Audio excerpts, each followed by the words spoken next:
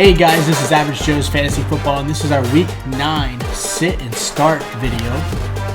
We want to thank you guys for all the love you guys have given us for our waiver wire video, our Start Sit video last week. You guys have done a great job helping us with subscriptions, likes, comments. Again, we love all of the love you guys have been sending us. We hope this information we are giving you guys is going to help you guys out for this Week 9. We are inching closer and closer to the playoffs, and it's very, very important that you guys get into those wins. Helps position you guys selves in the right spot. Like us, we have obviously bye weeks. You want to be in that number 1 and number 2 spot if you possibly can. That way you guys have that week of rest and you're guaranteed at least, hopefully, some money in your leagues. So, before we begin, hit that subscribe button. All right, we're about 11 subscribers away from hitting that 100 subscribe goal. So thank you guys. Make sure you hit that subscribe button. If you love what we've been giving you guys, make sure you hit the like button. Also follow us on Twitter and Instagram. We'll have the handles down below in the description. So that way we can answer any questions for you guys in instant, real time. Because I know we're getting a lot lately, especially with all the injuries, all the COVID. You know, Matt Stafford right now is in COVID. Brandon Ayuk, Deebo Samuel. There's a lot of players that are dealing with the COVID-19 IR position. So we want to be able to you guys answer those and give you really real-time information and when you're needing it. So before we begin, let's go into the bye weeks. So I want to talk about bye weeks real quick. So we've got the Bengals, Eagles, Browns, and Rams. Make sure you guys are aware of that. If you're not, those teams will be on a bye, so you guys will not be able to play any of those starters. Obviously, the information we're going to give you will help you guys replace some of those players. Also, we're going to go into our stud and duds of the week. So the first guy is our stud, Dalvin Cook. He had 4 touchdowns. It helped me beat this guy, okay? 4 touchdowns and over 200 yards combined, receiving and rushing. He just demolished the Green Bay Packers. Demolished me. Yeah, just looked amazing. So I thank you, Dalvin Cook, from the bottom of my heart for helping me pull off that victory. Now, James is going to go over the dud of the week. Dud of the week is going to be another player that let him win. Josh Allen. I had Josh Allen this week, and he screwed me over. His receivers screwed him over. He had 0 passing touchdowns, 1 interception, and ran in 1 touchdown. 2 of his receivers dropped a passing touchdown on the goal line, and that really, really killed him right there. But past few weeks, he's been really not getting much done. He's been 15 or less points a week. This week, around 8 points. It really screwed us over. But Josh definitely going to have a better matchup this week, and hopefully come back and give us 30, 40 points, hopefully. It doesn't matter. I'm not playing him. He can put up whatever he wants. So, all right. So I want to give a shout out to one of our subscribers, Walter. He's done a great job of giving us some feedback. So thank you for giving us. A lot of the stuff we've been adding is really because of some of the information you guys have given us in the comments or DM. So again, thank you guys for helping us help this channel grow. So you guys are liking exactly what you see. So we're gonna go into our starts for the week. So we've got James with the QBs. All right, QBs. Matt Ryan's going to be my first guy. Matt Ryan versus Denver. Denver's given up the 12th most fantasy points to quarterbacks this season. And it's given up over 23 points to Herbert last week. Look for Ryan and Julio to go off this week, especially before their bye week. Then we got Justin Herbert. Again, last week he had 23 points versus Denver. Versus Raiders this week, that guy's a machine. Over 300 passing yards in all of his starts.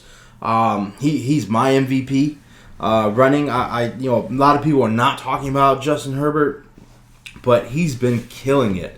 15-5 touchdown to interception ratio, fantastic.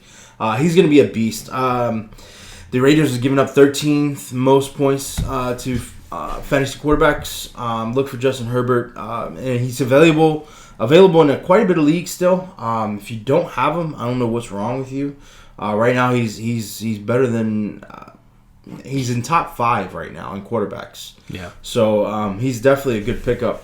Then we're gonna go to Matthew Stafford. I know Matthew Stafford is in COVID right now, IR, but it's looking good. He's had negative tests. Hopefully, next couple tests are going to be negative. He actually wasn't diagnosed with COVID. It was somebody close to him. So hopefully he'll be playing because we need him. This is a great matchup for him. Going against Minnesota. Last week he had 43 passing attempts. Over 336. He had 336 yards and 3 touchdowns. Versus the Vikings. Vikings are giving up 3 touchdowns a game these past 3 weeks. So look for Stafford and Jones Jr. to have a killer game. Hopefully Matthew Stafford comes off of this. But then for the sits of the week, Lamar Jackson. Ivan, don't kill me for this one. But Lamar Jackson versus Indy. Lamar Jackson hasn't been doing well. Versus Indy. Indy has one of the best defenses versus the quarterbacks this season. Lamar hasn't been doing well, and last week he threw 2 interceptions versus Pittsburgh, which Indy has a better defense. So I would look in the waiver wire video, look for some good pickups. The 3 guys I mentioned upstairs just a minute ago, those are 3 great quarterbacks that are available in a lot of leagues. Yeah. Then we're going to go with Ryan Tannehill. Ryan Tannehill hasn't... he's been on and off lately. I know he's thrown multiple touchdowns in the game, but he's going against the Bears. The Bears have one of the best defenses against the quarterback, and the Bears defense only allowed 8 touchdowns in 8 games. So Ryan Tannehill, have him sit. Then Teddy Bridgewater. Teddy Bridgewater, he's been on, he's been off. Another guy that a lot of people are using him as streamers. But going against the Chiefs defense, Chiefs defense is actually very good. They're 6th least fantasy points to quarterbacks, and the 3rd lowest points per game allowed. So I would be afraid to start Teddy Bridgewater for sure. Now we're going to go over to good old wide receivers.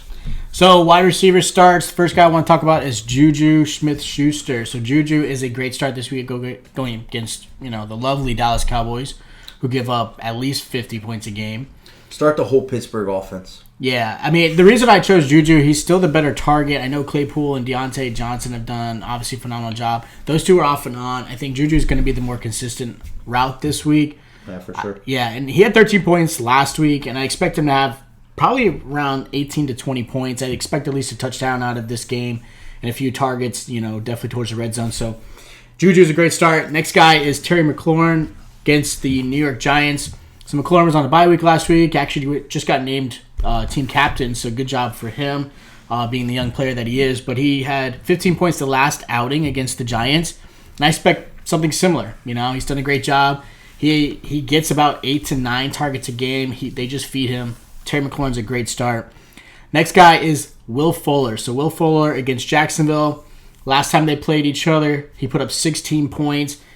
Again, expect similar results. Really, he's the only target. I know Brandon Cooks has done a great job in starting to get some more targets, but Will Fuller's still the guy for Deshaun Watson when, D-Hop left. So he's the guy. Make sure you start him this week. As far as sits go, I have Amari Cooper. Really any Cowboy player, but I put Amari Cooper because a lot of people are still starting him. I just wouldn't. Last week he had 5 targets, but only 1 catch. And right now they don't even know who the quarterback is. It was DiNucci. DiNucci's out. It might be Cooper.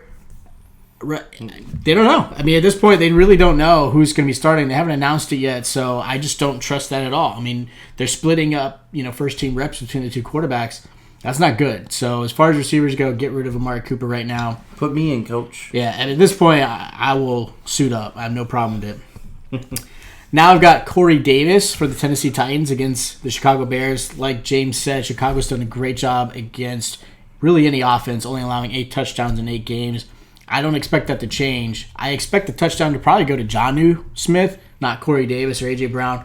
But I put Corey Davis because I know he's been on a hot streak, and I know a lot of people are looking to start him. We've actually got a lot of questions about him as far as, on Twitter and stuff. Corey Davis is not somebody I trust this week unless you absolutely need to put him in a flex spot. Then I've got Devontae Parker. So Devontae Parker is going against Arizona. Yes, he's the only weapon really for Tua, But if you guys saw the game, Tua looked, I would say, scared. I mean, he was not ready to start. Ryan Fitzpatrick should have still been the quarterback, but at this point, they're moving forward with Tua. Until that relationship starts to grow, I would wait a few weeks. Devontae Parker's not a great start. Plus, he has Patrick Peterson covering him, so a little hesitant. Be a little scared right there. So we're going to go to the running back position for James. All right, man. Running backs. I'm going to go with one of my favorite running backs right now is James Robinson versus the Texans. James Robinson is my favorite start this week. I think he's going to be the number one running back this week. Robinson already has... He's already the fantasy workhorse over there at Jacksonville. Yeah. He's sporting the 5th most points at running back right now. Six best with Gardner in there. But now that he's inactive, they're going to be working him even more now because they're not going to have Minshew in because of his injuries, his fractured thumb. Then we're going to go with Antonio Gibson versus the Giants. The Giants are in the middle of the pack versus the run in the past, but he's had his first 100-yard game 2 weeks ago before his bye, and he did it on 20 attempts, so it's really good with a touchdown. He's definitely a great start. The Giants gave up 17 points to Tampa's running backs last week and 18 points to Boston Scott the week before. So look for Antonio Gibson's 20-plus points this week. Then Chase Edmonds. Edmonds is getting another start this week versus Miami. Miami's given up the 7th most fantasy points to running backs. Edmonds been doing good with his starts. He's definitely a start for me. Then our sits. Unfortunately, this guy, I drafted him pretty high. But Jonathan Taylor. Jonathan Taylor versus the Ravens. Jonathan Taylor... had a decent start, then they took him back for Hines, giving Hines more runs, and gave Jonathan Taylor more runs, and now Hines and Wilkins are. It's a mess. It's a mess. It's going to be another Tampa running back committee type stuff, and it's pissing me off. And supposedly it's an ankle injury, but a lot of people are kind of actually questioning that. He went from 60% of the snaps to 38, and no injury was announced during the game, so it was a little odd. Yeah, it was announced after the game, which was definitely odd. But Ravens are allowing only the 4th fewest to running back, so he's definitely a sit for me. Then Ezekiel Elliott. Garbage right now. I don't know what's wrong with him. He's missing his boy Dak for sure. But he's not doing well with these 3rd, 4th string quarterbacks. I don't see him doing any better. And he's losing some snaps now also. So I don't see him doing good. In the past 3-4 weeks, he's been averaging 9 points, fantasy points. I'll bench him. Look at our waiver wire video for some better picks. Yeah, and I also just kind of want to comment about Zeke. I think at this point in time, if we lose another game as far as the Cowboys are concerned, which I expect to happen, I will actually not be surprised if they start to put Zeke on the shelf and start putting Tony Pollard in. There's no reason to have Zeke get hurt, to keep him fresh for next season. So I wouldn't be surprised by that. That would be one to see. Let's see Pollard, starting. He's been way more effective behind that horrible offensive line anyways. So yeah. Then Ronald Jones. We're just talking about how they're playing hot hand. Ronald Jones in October, number 1 in rushing, in the whole NFL. So he's gonna be a sit for me though, because now Fournette's in.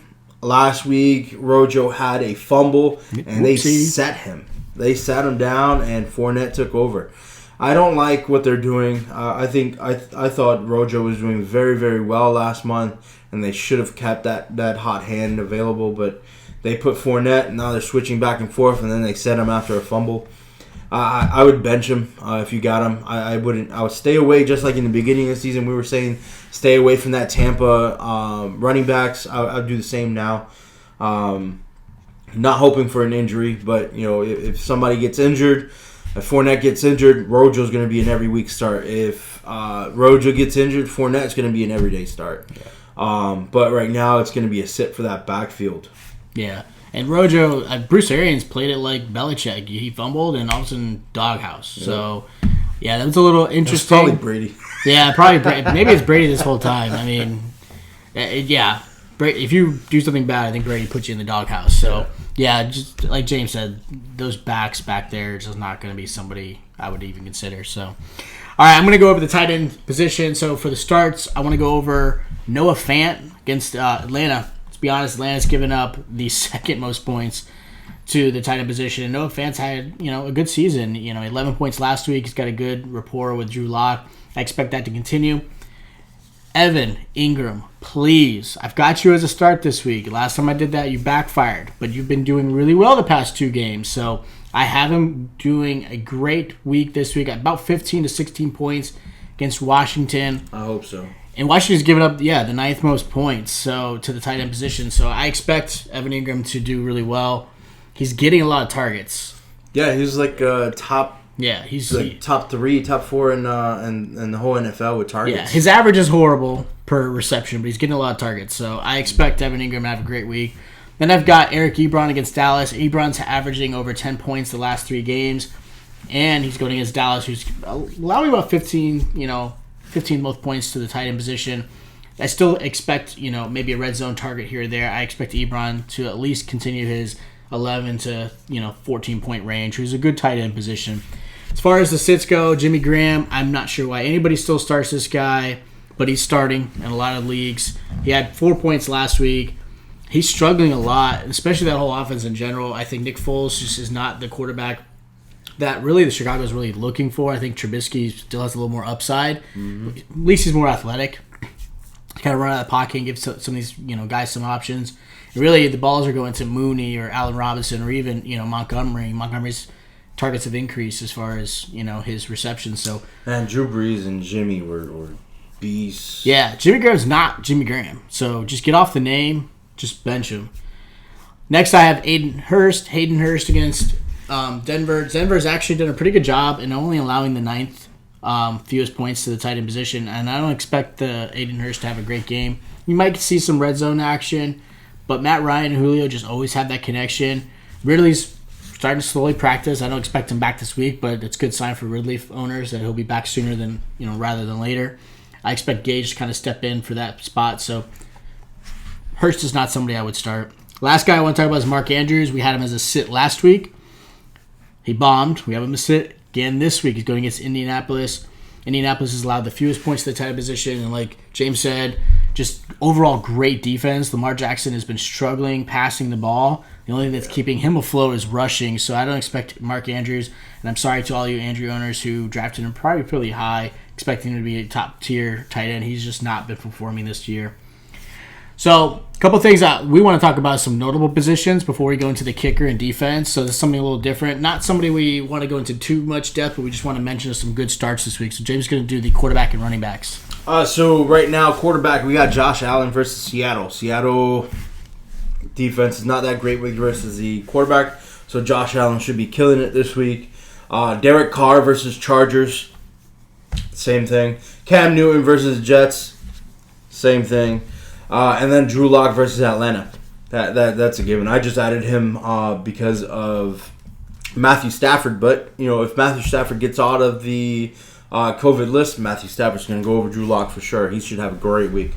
Then running backs: Damian Harris versus Jets, Zach Moss versus Seattle, David Johnson versus Jacksonville, and James Conner versus Dallas. Yeah, so for receiver position, the notable starts I have this week is Justin Jefferson.